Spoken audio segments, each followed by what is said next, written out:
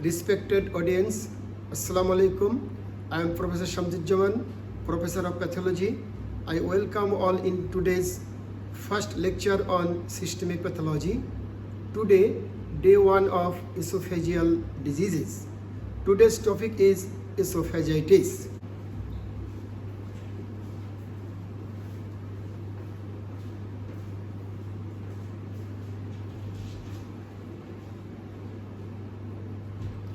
Day 1 esophageal diseases. Today's topic is esophagitis.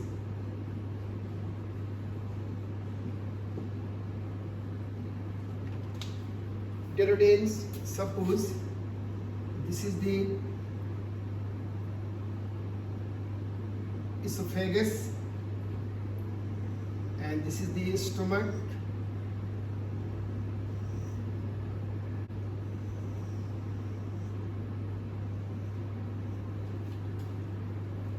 And this is the esophagus.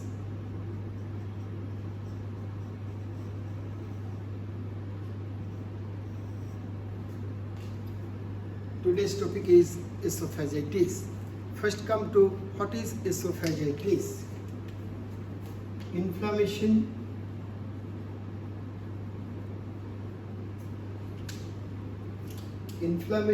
of esophagus is called esophagitis. Inflammation of esophagus is called esophagitis. Dear audience, you know what is inflammation?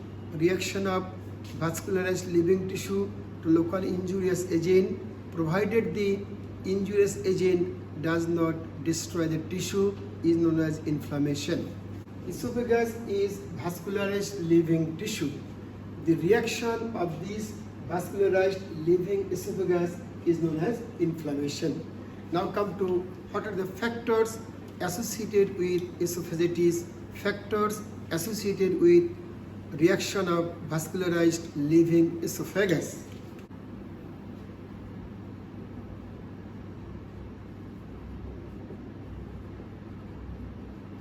Factors associated with inflammation of the esophagus, factors associated with the reaction of vascularized living esophagus.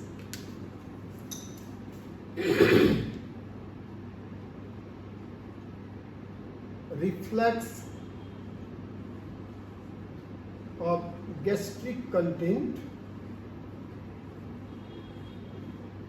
in esophagus. Reflux of gastric content in esophagus is associated with esophagitis, and esophagitis following reflux of gastric content is known as reflux esophagitis. It is called reflux esophagitis.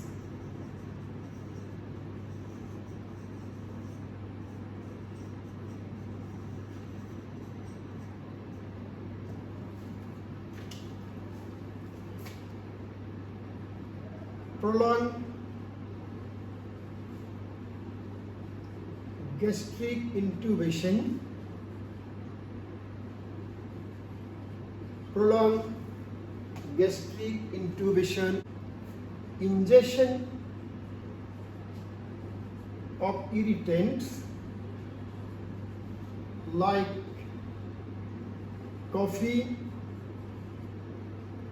tea, alcohol. Ingestion of irritants like coffee, tea, alcohol.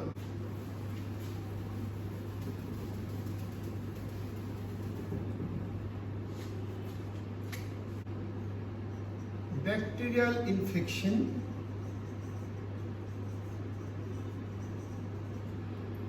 viral infection,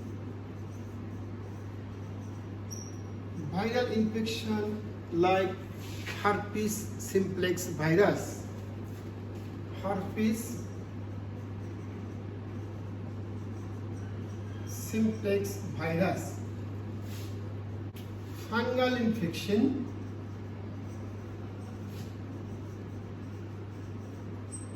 like candidiasis.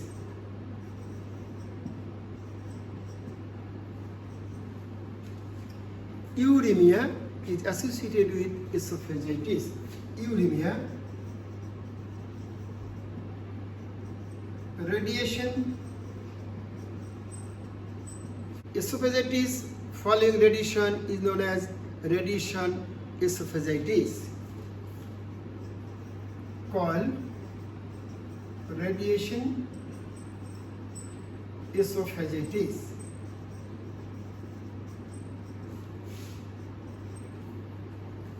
Anti-cancer drug.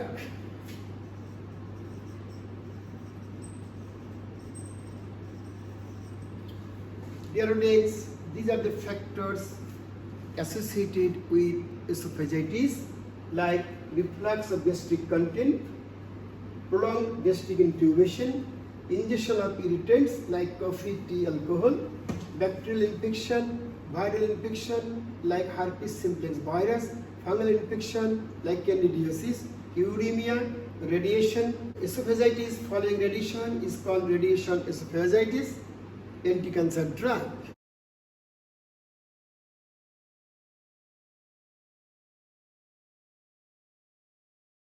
Dear audience,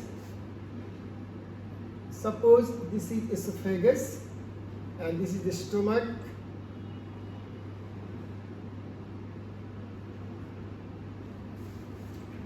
And this is the gastric contents. You know, gastric content is mixed with hydrochloric acid. If there is reflux of this gastric content, there is a reflux of gastric content,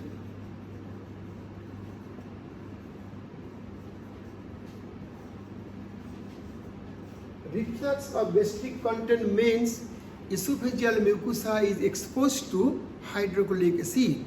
As the mucosa or the lining cells of the esophagus cannot tolerate hydrochloric acid of the stomach, when it is exposed to hydrochloric acid of stomach following reflux of the gastric content, there is irritation. There is reaction of the esophageal mucosa, and this reaction of this vascularized living esophagus is known as esophagitis. As this esophagitis is due to reflux of gastric content, so this esophagitis is known as reflux esophagitis. I have told you prolonged gastric intubation is associated with esophagitis.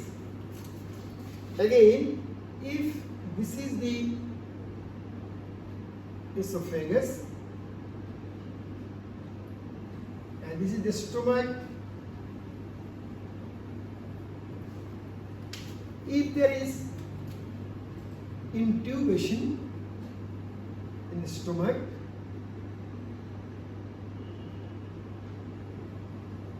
and prolonged intubation in the stomach is associated with irritation in the esophagus. Due to irritation following intubation for a long time in the stomach, the esophageal mucosa reacts, and this reaction of this vascularized living esophagus is known as esophagitis due to prolonged gastric intubation.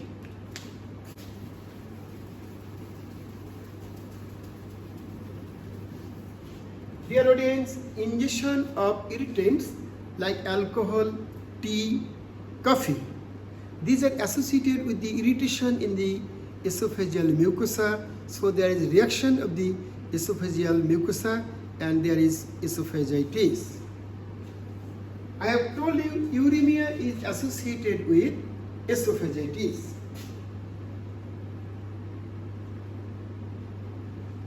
Dear audience, if anybody suffers from uremia, uremia is usually associated with nausea and vomiting.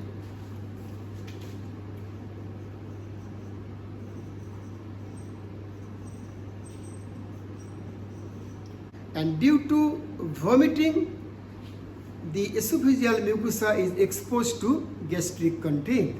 As the esophageal mucosa is exposed to gastric content during vomiting, the esophageal mucosa reacts.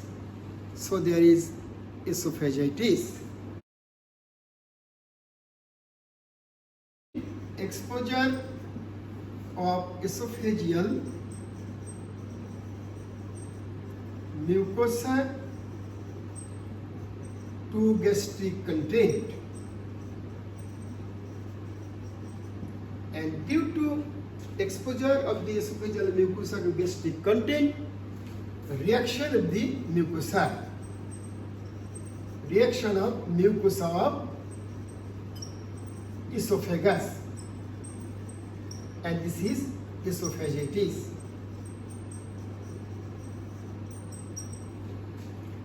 Dear audience, I have told you anti-cancer drug is associated with esophagitis.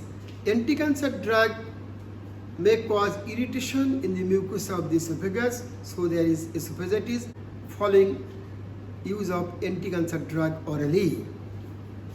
Radiation may cause irritation in the esophagus, so there is radiation esophagitis.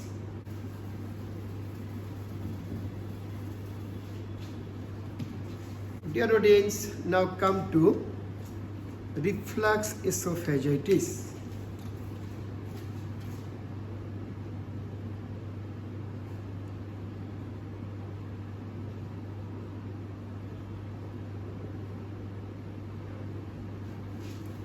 I have told you, if there is reflux of gastric content in the esophagus, the esophageal mucosa is exposed to gastric acidity, and as the esophageal mucosa lining cannot tolerate the hydrochloric acid, there is reaction and there is irritation, and this reaction is known as esophagitis. As this esophagitis is due to reflux of gastric content, it is called reflux esophagitis. Esophagitis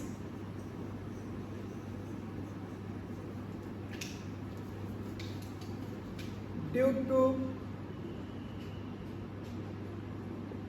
reflux of gastric content is called reflux esophagitis.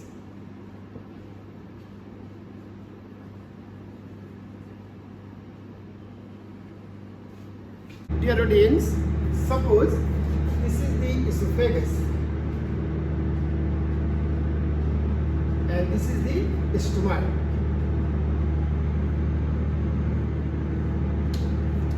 These are the gastric contents. If there is reflux of gastric content like this in the esophagus, the esophageal mucosa is exposed to gastric content, is exposed to hydrochloric acid, and there is reaction of the esophageal mucosa, and this is the reflux esophagitis. Reflux of gastric content.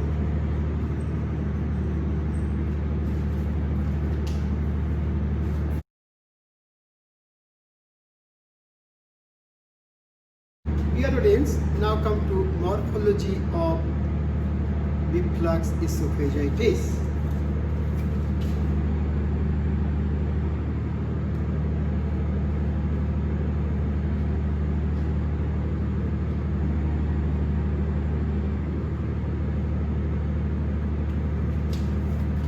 First come to gross examination.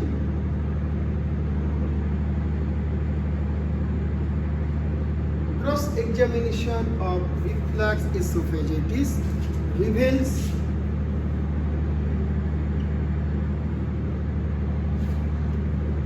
red area of esophagitis. The area is edematous and the esophageal wall is thick esophageal wall.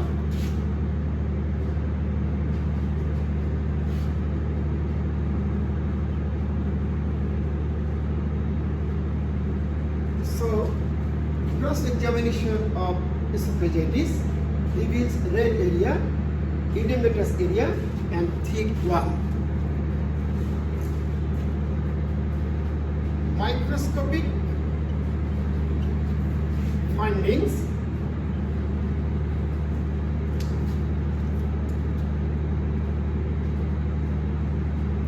that is histopathology of reflux esophagitis.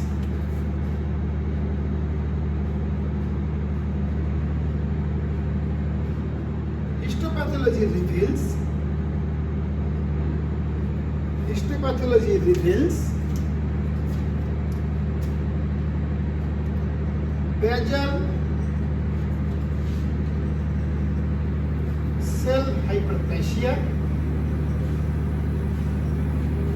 infiltration of acute inflammatory cell like eosinophil, infiltration of acute inflammatory cell like eosinophil.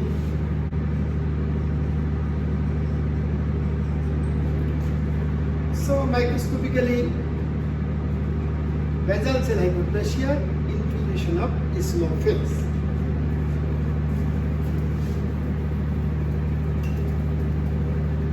Dear audience, you know the stomach is lined by columnar epithelium and the entire esophagus is lined by non-cornified, stratified squamous epithelium. If this is the histopathology of esophagus, this is the wall.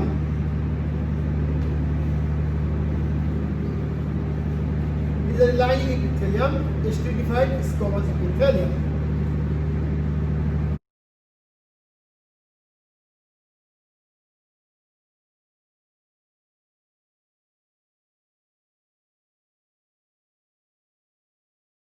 This is the histopathology of esophagitis. It will reveal basal cell hyperplasia. If this is the basal cell, there will be hyperplasia of the basal cell. Along with this, there will be infiltration of eosinophil. Infiltration of eosinophil like this.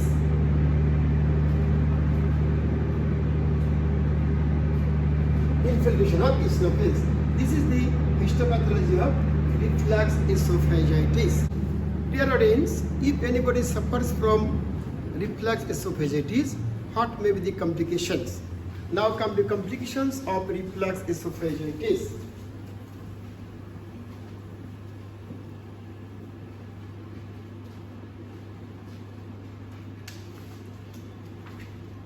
Columnar metaplasia.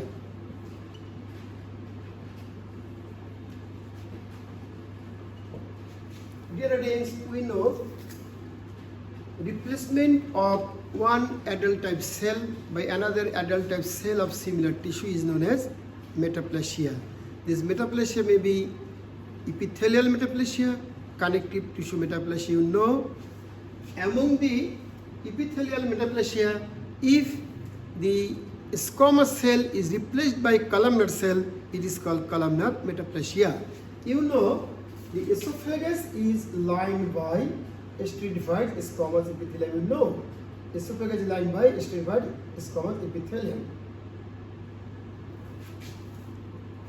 Due to frequent reflux of gastric content in the esophagus, the squamous cell of the esophagus cannot tolerate the hydrochloric acid. This squamous epithelium in the lower end of esophagus that is exposed to hydrochloric acid following reflux of gastric content is replaced by gastric columnar epithelium or intestinal like columnar epithelium, and this is called columnar metaplasia in the lower end of the esophagus following frequent gastric reflux. So columnar metaplasia is one of the complications of the reflux esophagitis, in which in the lower end of the esophagus, the squamous epithelium is replaced by columnar epithelium. Dear audience, you know, when there is columnar metaplasia in the lower end of the esophagus, it is known as Barrett esophagus, according to name of scientist Barrett. So columnar metaplasia, it is nothing but Barrett esophagus.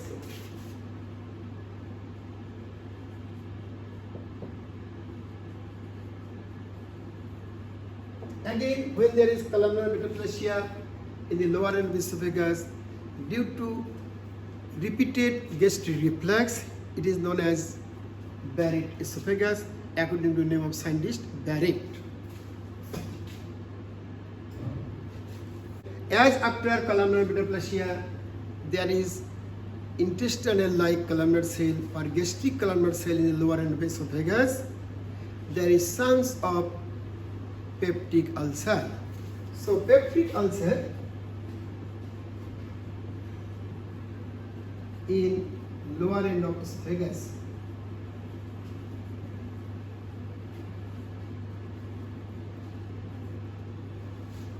Following columnar metaplasia. So following columnar metaplasia in the lower end of the esophagus, there is chance of peptic ulcer. Dear audience, you know there are different sites of peptic ulcer. One of the site of peptic ulcer is lower end of esophagus.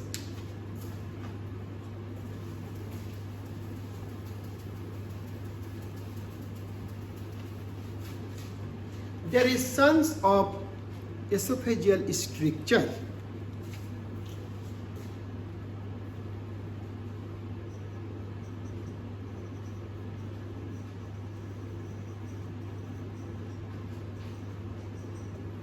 Dear audience, as there is reflux esophagitis, if this reflux esophagitis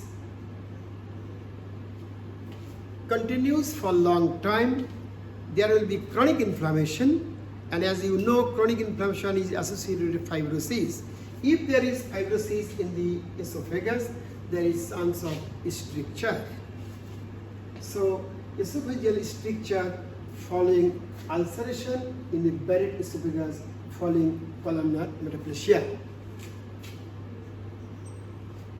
There is chance of carcinoma of the lower end of esophagus.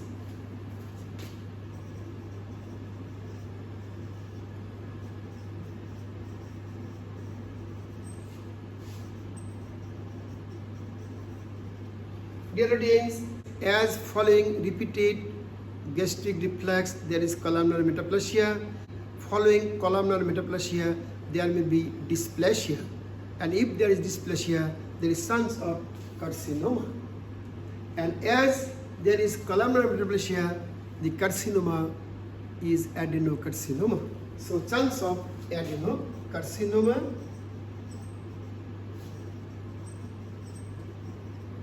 In lower end of esophagus. These are the complications of reflux esophagitis. One is columnar metaplasia, peptic ulcer in the lower end of esophagus following columnar metaplasia, esophageal stricture, and there may be adenocarcinoma in the lower end of the esophagus.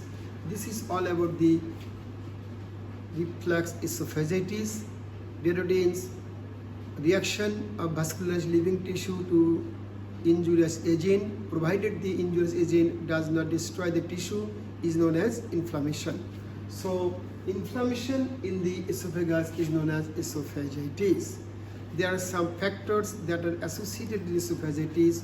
One of the factors is reflux of gastric content, and esophagitis following reflux of gastric content is known as reflux esophagitis. There are some complications of reflux esophagitis like columnar metaplasia, peptic ulcer, esophageal stricture, adenocarcinoma in the lower end of the esophagus. Today up to this, thanks all.